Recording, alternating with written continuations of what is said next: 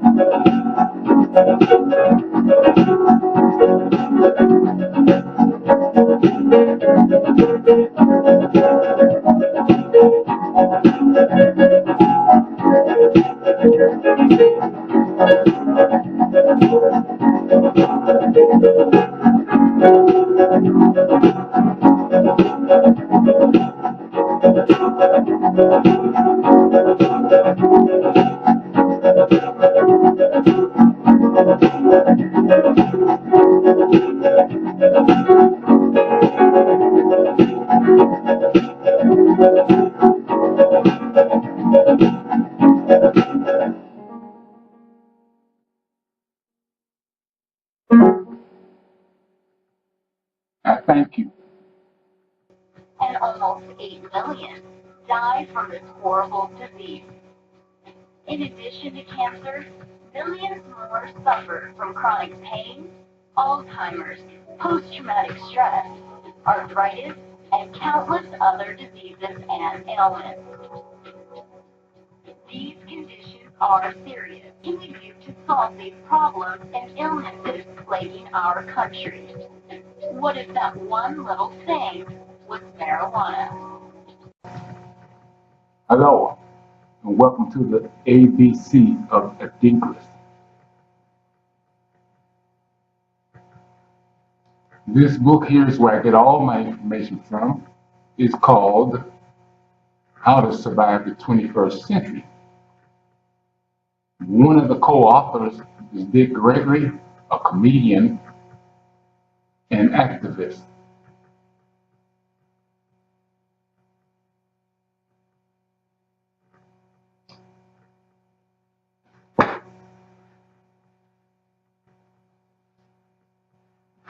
This here book I've had over 40, 50 years. I studied under the worldwide churches. And I studied the Bible back and forth.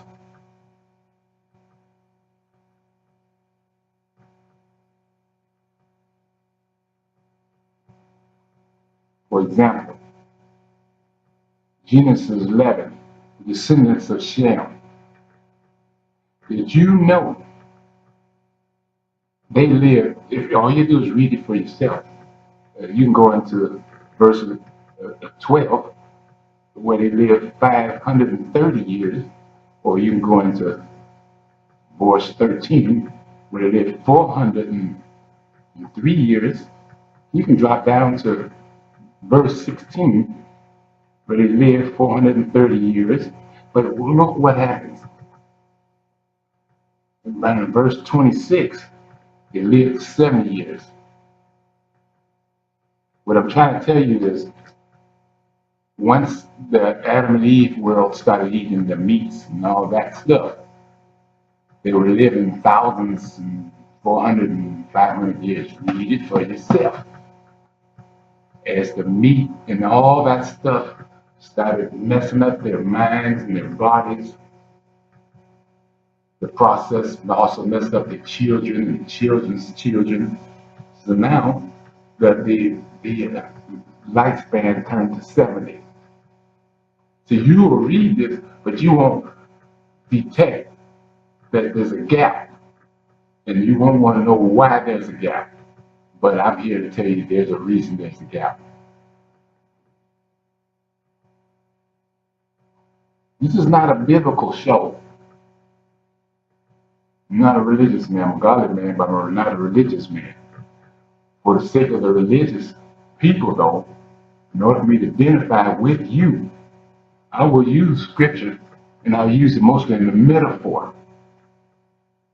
Because the issues that I'm talking about is not religious and not biblical. It affects everybody. Everybody trapped up under the fourth dimension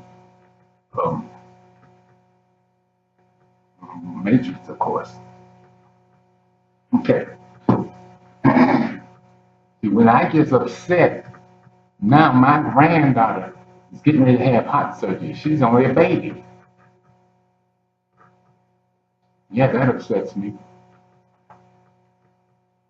Let me read you a little bit something here.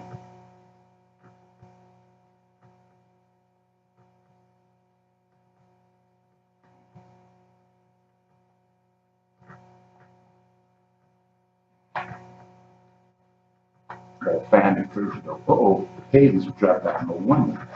I have the pages by my napkin. I have a napkin.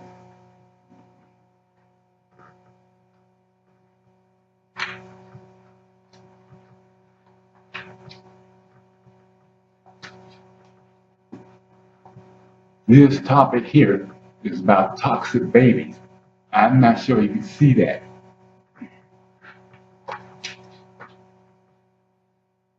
I'll just read just a little here. Dr. Belair states that unless the mother is detoxified, the baby comes into the world full of toxins from the mother's blood and intestines full of meconium, which which is spelled Leconium, which is a black bile.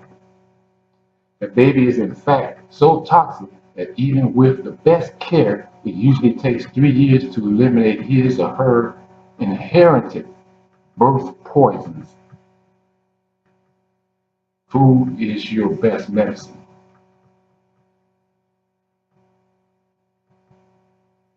Chronic and acute diseases of childhood result from toxicity of the mother's body and the diet of the child.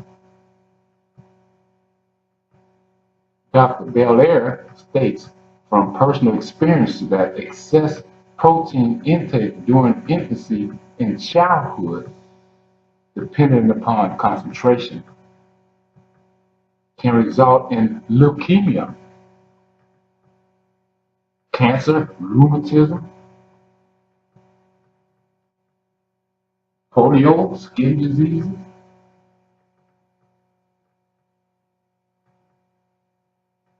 heavy starch and mucus-inducing foods, all dairy products, grain, sugars, and breads bring on serious respiratory disorders. Asthma, pneumonia, measles, chronic runny nose, toxemia stemming from an excess of fatty foods expresses itself as acne, boils.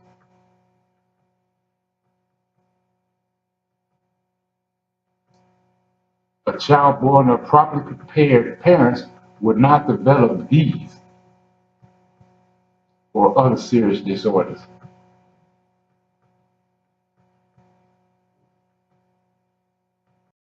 We're hearing more and more about marijuana's treatment in cancer, and some forms of brain cancer, glioblastoma. There's a lot of work going on around the world. There's a huge study going on showed that a 21-day treatment of CBD, the CBD alone, kills the cancers. It turns the gene that can be on when the tumor is very aggressive off, and then the tumor goes through cell suicide, which is called apoptosis, and cuts off the blood supply to itself and dies. To me, since it's so safe, if I were able to get it on cancer, I'd probably take it. It's hard to believe that ultimately, 100 years from now, chemotherapy and radiation are going to be the end-all treatment for anything. Hey, they got me all boxed into this matrix here. Did you hear that? That's great news.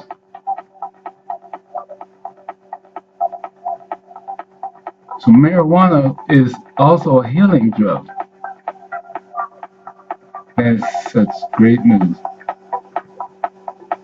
I got to say, I'm so glad for that. And those who have and cannot get off the meat, that is the best solution right there, if you ask me. Because the best thing is to not even have to have those diseases.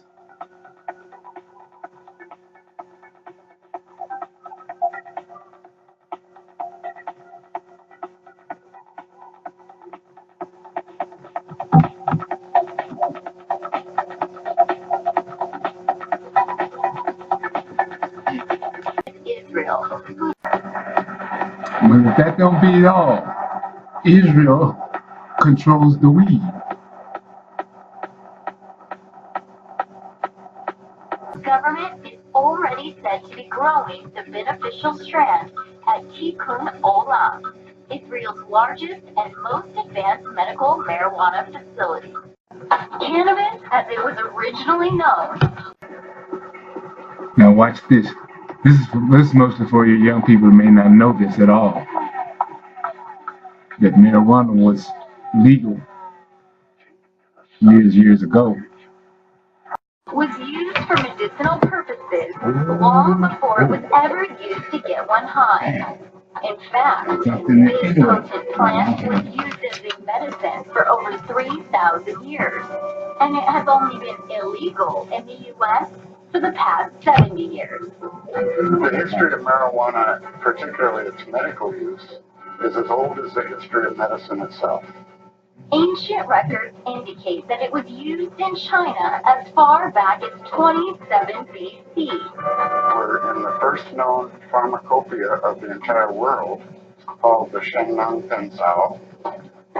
Cannabis receives a very important part in medical practice in allowing the first anesthetic for surgery to take place in ancient China, using cannabis as the anesthetic for surgery. As the plant continued to slowly move out of Asia and India, it is believed to have been introduced on a larger scale into Europe by the 19th century. It was finally introduced to Western European medicine in 1839 by a man named W.B. O'Shaughnessy. I guess Mexico and Mexican people are not the authors of the marijuana coming into America after all. I think this guy here is. This guy that they show right there. I think that the Mexicans later on wanted a piece of the pie and got control of it, maybe something like that.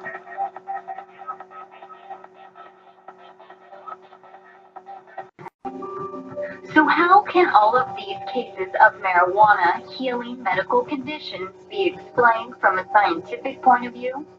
Well, perhaps, just maybe, we are wired for weed, so to speak, and there's a system in our body that combines to cannabis on a molecular level. To answer that question, along with many others, we're heading to Israel, a country who has been a pioneer in the cannabis research field.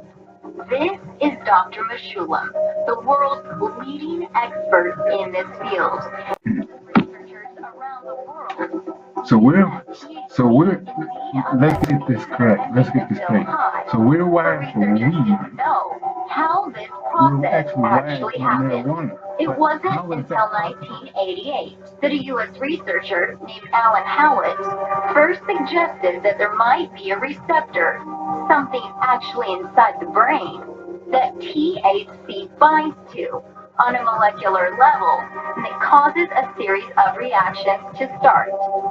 This idea of having a receptor inside the human body that is activated by THC was confirmed years later by a group at the National Institute of Health in the U.S. This first receptor was located inside the brain, and they called it CB1. Then, in 1993, CB2, the second cannabinoid receptor, was also characterized. Shortly after the discovery of CB1 and CB2, Dr. Meshulam identified anandamide, the body's very own produced form of THC. Okay, so you got the CB1 and you got the CB2 receptors. And then you got the amyloids, which stands for TCB, the part of marijuana. Well, dang, no wonder I'm flying high. Well, I am Macarino, and I hope you enjoyed the program. I gotta tell you though, I started to give up on this. It's a lot of work. But now they done got my granddaughter now, so no. They're gonna have to nail me to a cross because I'm gonna be talking about this. I'm standing there knowing the truth. And the parents, they can only be feeling helpless. What can they do? But I know the truth.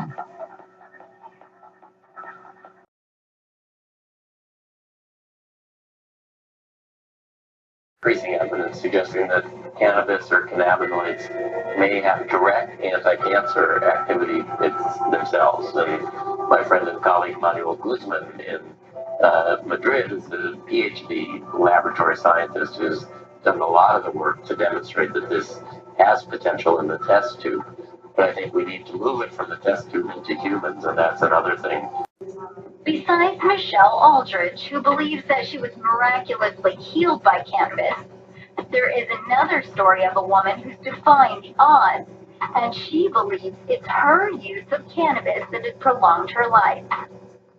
This is Kathy Jordan, who has miraculously been living with ALS for more than 25 years. I was diagnosed in the first winter in January 86. At my 89, I could barely walk across my heels. And one from that Sunday, I could brush my hair and my body, I had to lay my head on the stick. ALS, also known as Lou Gehrig's disease, is a fast-acting neurodegenerative disease that affects nerve cells in the brain and in the spinal cord. When the motor neurons die, the ability of the brain to initiate and control muscle movement is also lost. It's a horrible disease. It's horrible. They don't know where it comes from. They don't know what causes it. You don't know where it comes from. I know where it comes from. I know where all that disease comes from. You can go to Mars, but I'm the one that knows where these things come from. It don't figure. Thanks to Stingray radio stations, thanks to NBC with Lester Holt. There are many theories out there that suggest that due to our body's endocannabinoid system being involved in many different functions of the body, the use of cannabis might be a good preventative medicine also. Anandamide and the other endocannabinoids are actually what you could also call a polyunsaturated fatty acid. And people in the dietary health world will recognize this as your omega-3, omega-6 fatty acids that are considered important for brain health as antioxidants. Both of these molecules are very strong antioxidants.